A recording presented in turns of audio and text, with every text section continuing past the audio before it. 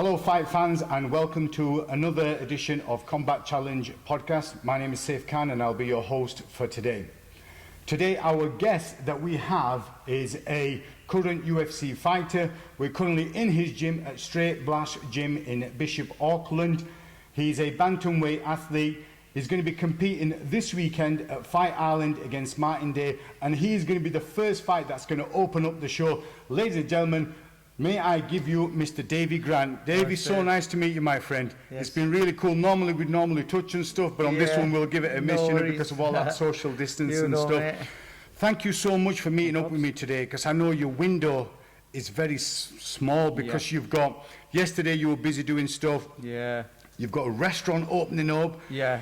I don't know, when are you flying to, when are you going to London? Yeah, we've got to go to London Wednesday, then we've got quarantine in London after we've been tested just for a night, then we fly to Abu Dhabi, then we get tested again, then we get quarantined again, and then hopefully that's all good, and then straight to the hotel to get prepped. And how many stages of testing is it that you're aware of, do you know? 5.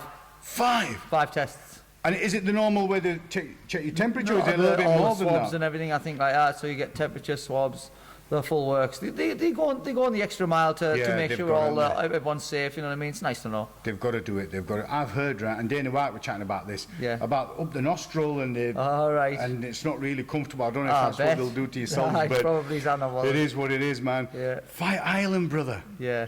What's your thoughts on that? And you're opening the show. I know, it's epic, isn't it? I just feel so blessed just to be able to get these sort of opportunities, you know. I just did MMA because I loved it, and then things like this sort of just keep spiraling, and it just keeps getting better and better. Yeah. It's it's a once in a lifetime opportunity. I can't see anything like this coming around again. Great experience to be a part of. Especially under these circumstances with the pandemic, and you've got to give credit to Dana White, because he was the one that said, look, everyone's thinking there's no I can do. He's saying, I'm not going to get rid of any of my staff. Yeah. I'm keeping all the fighters on the roster. Those, for whatever reason, are deciding that they don't want to compete. That's their choice. Oh, yeah. But if you want to compete, I'm here for you. Oh, yeah, we had the choice. No one's forcing us to fight, you know what I mean? Yeah. I got offered the fight. I didn't hesitate. I'd love to fight. Do you know what I mean? Especially on this. I think it's a massive... It's unreal, isn't it? Yeah, definitely. Abu Dhabi. It's going to be a bit warmer there, brother, than the northeast. A bit warmer than little old Bishop. What will it be? It'll be in 40s or something. I think it's 47 during the day at the minute. Oh, man. Yeah. That is mad. Yeah. So we came a bit earlier so we could prep and get everything sorted, but at the time you were doing your bit of a training session. Yeah, yeah. And I noticed Kurt about as well. Yeah. From back in the days, man. I remember him from Pete McQueen's show. Oh, well, yeah, from Total Combat. Wow. Yeah, because didn't he fight on UFC? Yeah, Kurt was in UFC. Yeah. 3 fights UFC. Wow. Top level guy, one of the best guys I've ever trained with still to this day. Yeah, great training partner. Because that was the era where there was Kurt, there was the Real Deal. Yeah, Ross. Yeah, he was around as well, and he was under Total Combat as well. It was all that, wasn't it? Yeah, you know, like came up like sort of on the local shows, you know what I mean? That's how you do it, innit? You got to pay your dues. Well, I'm so grateful that you're here chatting to me, man. No problem, even though pleasure. we're a couple of days away, and we're so lucky. I can't believe it. But anyway, let's get straight into it. So we've got UFC 251. Yep. We've got Martin Day. Now, do you know anything about Martin? I've been watching a few of his fights and stuff. I always have a little bit of research on the opponents and stuff. Sure. Yeah, good, exciting fight there. Got some nice like kicks and stuff like that. Uses the cage well. It's one of them. He likes his spinning kicks, doesn't he? Yeah, he likes to spin, likes the flashy stuff. You know, it looks good. Looks good, and I like that sort of stuff myself. Do you know what I mean? Yeah. Hopefully, it's going to make for a great fight, especially you want an exciting one to open up the show, don't you? Definitely, because all eyes. It's that moment, isn't it, when it's go, and then it's off. Do you know what I mean? Yeah. Is he similar? How tall are you? I'm like 5'8". He's about the same height. He's about 5'10", I think. Is he? Yeah, he right. looks a little bit taller, maybe a bit slimmer. And on one of his stats, I read that he's got about 70-inch reach. Is that similar to you? Yeah, probably. There's not that much in it, like, do you know what I mean? Yeah. Yeah, so I don't think there'll be that much in it.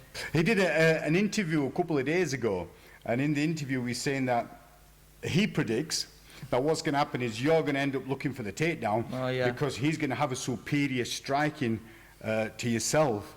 What's your thoughts on that, brother? Yeah, I mean, he's well entitled to his own predictions, do you know what I mean? But I can't see me looking for the takedown, like, do you know what I mean? But he was very professional, and he was giving you a lot of credit, he said, because people who are at that level elite in itself to be in the UFC. Mean, yeah, anyone you fight in the UFC, Yeah. everyone brings their own different troubles and like sort of tasks that you got to go and work out. You know what I mean? For sure, it's just puzzles, isn't it? Yeah, that's it. And it's puzzles. like MMA math doesn't work out just because he beats him, he doesn't beat him, Yeah. and like styles make fights, and you just never know what's going to happen. That makes it so exciting, doesn't it? Yeah, Like, oh, definitely. so much can happen. It's a game of millimeters. Do you in know those what I mean? 15 minutes. It's unreal what can happen, can't it? Yeah, definitely. It's just, like you said, one little turn too much, one not enough, anything. Yes, exactly. And you could end up just blowing your whole game out of the water. Oh, yeah. Or it could go in your favour. You just don't know, do you? Yeah. But what's really cool about you, David, is you're so looking forward to it, aren't Oh, you? yes. I mean, I can't wait. I literally can't wait. Just to get out there. I love fight week. Like I love just getting about and just being there and doing it and just these all experiences, I always think to myself, God, I'm going to look back one day and think, wow, they were the times of my life. Yeah. It's brilliant just to be a part of. I'll love it all. Do you know what I mean? And then, you just go and get to fight in front of millions of people, and putting everything on the line. It's fantastic. And it's good that you're not taking it for granted and you're savouring and creating those memories. I'm blessed to be able to do this. Do you know what I mean?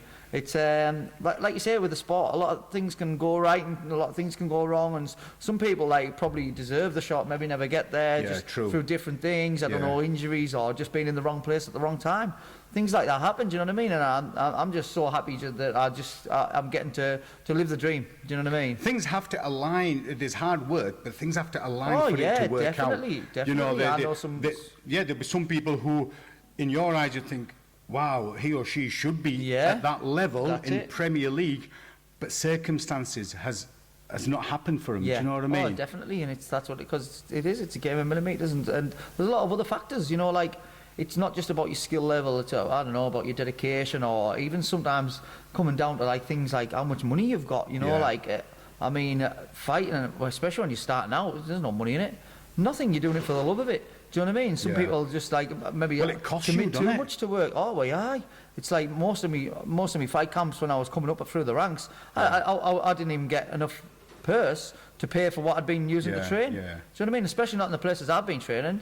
And it was, it's like some people maybe it's like, and then the work starts to take over, or maybe, I don't know, maybe you get some kids or something and you think, look, do I chase this dream, or do I get this solidified job where I can provide for my family? And there's no shame in either one, whichever way you want to do it. It's just crossroads, isn't it, Davey? Do you know what I mean? Because you've got to provide for your family, but you've got to chase your dream. It's a double-edged sword, and I just feel so lucky that I've managed to sort of do what I can do. You've stayed on track, haven't you? Yeah, do you know what I mean? There's so many things in life. Every day things can derail us, can't they? Oh, definitely. Do you know what I mean? You can wake up, you get some news, bad news, and you think, why? But after a while, you learn to just roll with it, and you've got to stay focused, and that's why you're still here. Yeah, exactly. That's it. I've been a pro for about 11 years now, and I love it. I'll just keep fighting as long as I can. So, for you've been professional for 11 years, brother. Yeah. Right. Where did it all start? How did you end up where you are now? It's crazy. Because there's a lot of our viewers who see people who are in the UFC and they're like, oh, okay, what's his story? What's her story? Everyone's got their own story. And it's always intrigued me, and I'm sure a lot of our viewers, as to what the story is. How did you end up? What's your journey? If you could give us a snapshot, it was please. like when I was a kid, I always loved martial arts. I was like into the Bruce Lee films and things like that. Do you know what I mean? I used to love all that. And then I did I think I only did karate when I was young, and I didn't even get very far in it. And to be honest, I thought it's not for me. This, do you know what I mean? I wasn't keen on the way the instructors went on with us. And then I didn't do much. I was more about football when I was young. Okay. I was like, if I'd have been any good at football, I probably would have been a footballer instead of a fighter. Do you know what I mean? But it got to the point where I was like, I don't know, 15, 16, not got picked up by anyone, realised I wasn't good enough. But at that time, I just started kickboxing. So I started going to a kickboxing club with my dad because... so this in your teens? Yeah, this was like maybe 14. Right. Maybe 13 or 14. Okay. And I just started at this kickboxing club because I just enjoyed it. It was just for a bit of fitness at first. Yeah. And there was some guys like rolling around and doing some like jiu-jitsu stuff as well at the same place. So I was like, I'll have a go at that. And then to be honest, I just turned out to be pretty good at it. It just sort of fitted with me. So then, I had my first fight back in 2002. 2002, I think I was 15 years old. It was in like Chiltern Working Men's Club. It was one of Peter McQueen's first shows. It was Total Combat 3. Total Combat 3. Yeah, it was called Goshin Ryu Combat or something there. And I can't remember what it was now. But yeah, so I was 15-year-old and I had my first fight, and I actually got beat in my first fight. Now I was devastated, like, do you know what I mean? And from then on, during my teen years, I didn't really I was just sort of in and out the gym. I never really took it seriously. Then when I hit like 20, I think I started to get really serious about it. And then from then on, it was just like, that was just my life. And then I just sort of just kept on, like you say, you're just doing it for the love of it. You know, you're fighting for free. You know, you're paying to fight, to be fair. Definitely. Then, yeah, managed to get the results, and then turned into like going places and getting to travel the world, then started making a little bit more money, winning belts, this, that, the other. And then, yeah, it's really snowballed. I was really lucky. But there has to be that overlap, hasn't there? You don't just start off and say, right, I'm going to be a professional athlete. I'm not going to work anymore. I'm not going to do it. You can't, can you? No, there has to be a transition where you're letting go of one vine and you're grabbing hold of the other. Yeah. You know, and even in the beginning when you mentioned your teen years, just there, but you mentioned 3 Crossroads. You had the football. You could have gone that way. You know, you had the karate. You had the kickboxing. You could have gone that way. Yeah. But then you saw jiu-jitsu and you went that way and you kind of fell into it. Yeah. So again, it's circumstances that if you hadn't seen that, who knows? Definitely. That's exactly it. And it's just sort of. It all just like sort of molded together and just made us the fighter that I am now. Cool. And how did the UFC calling come about? So I watched The Ultimate Fighter when I was like, I was still like, I don't know, I might have even been amateur at the time when I first watched The Ultimate Fighter. It was a lot of years ago. And I was like, I need to be on this show. I just loved it. And that was back in the days, wasn't it? Yeah, and I just love the fact like how you got analysed and there's people on you all the time and it's like you're trying to prove to everyone that you're the best in that house and people are like, and I loved it. I thought, I want that because I thrive in situations. It's the big brother of MMA, isn't it? Yeah, you know? and I really thrive in situations like that. Right. Where like, well, I really want to test myself, do you know what I mean? I always have done. I always love that sort of aspect of it. And so I made it my life's goal. And then I kept on grafting, kept on working towards it, tried out. Didn't get on, unfortunately, the first time I tried out. Went and won a few more fights and then tried on again and then ended up getting on the Ultimate Fighter. Got to the final, didn't win it, unfortunately. Fought a really good guy, won fair and square in the final, but then Dana still gave us the contract afterwards. He liked the way I fight, he knows I come to bring it. You see, that's the thing with Dana White, is if he sees somebody who really wants to fight and who's there and, you know, and they don't want to let the crowd down and they want to give it 100%, and if he sees the hard graft, he's done it, and he's done it in the past with a lot of people. He said, right, hold on. Although on this one things didn't go well, however, it can change, and I see the potential. Yeah, he came in the change room afterwards and said, look, he said, don't you worry about it. He said, we're still going to give you a contract. That's really cool, because you would have been gutted then, wouldn't you? Devastated. Because you were that close, weren't you? Yeah, it was hard to take, but I mean, if you'd have asked me a year before that, would you take a loss in the Ultimate Fighter finale to get to the UFC? I'd have probably been like, oh yeah, do you know what I mean? But just sort of that's how it worked out, and that was sort of my ticket in, and then it's been good ever since. The thing with UFC is it is Premier League. Oh yeah, it's there, you're fighting. You know. It's the best guys in the world, isn't it? I think anyone starting out in MMA, that's the goal. It is. Do you know what I mean? It is. Like 100%. there's a lot of other good promotions, but they're sort of they don't really rival the UFC. And I don't think there is a rival for them. Nah. There's a few that came close, but then they ended up getting bought out and closed down, and you know they got moved out of the way. And UFC has constantly forged the path, hasn't it? Oh yeah. Like now, this pandemic, look what it's done. The UFC, they made MMA. You know, there's no one else can take the credit for MMA snowballing all around the world, but the UFC. And was it Hoy and Gracie? Hoyce Gracie. No, the brother was the brother who was part of the organizer. Oh right. Hoy and when they first started. When they first started, I think it was the brother that was part of the organizer. He wanted to show the world about jiu-jitsu, didn't he? Mad. I remember watching first one, and I was thinking, look at this guy, he's going to get killed, you know, Hoyce Gracie. And he's coming in wearing what to me looked like a dressing gown. Yeah. And I thought, what is he doing?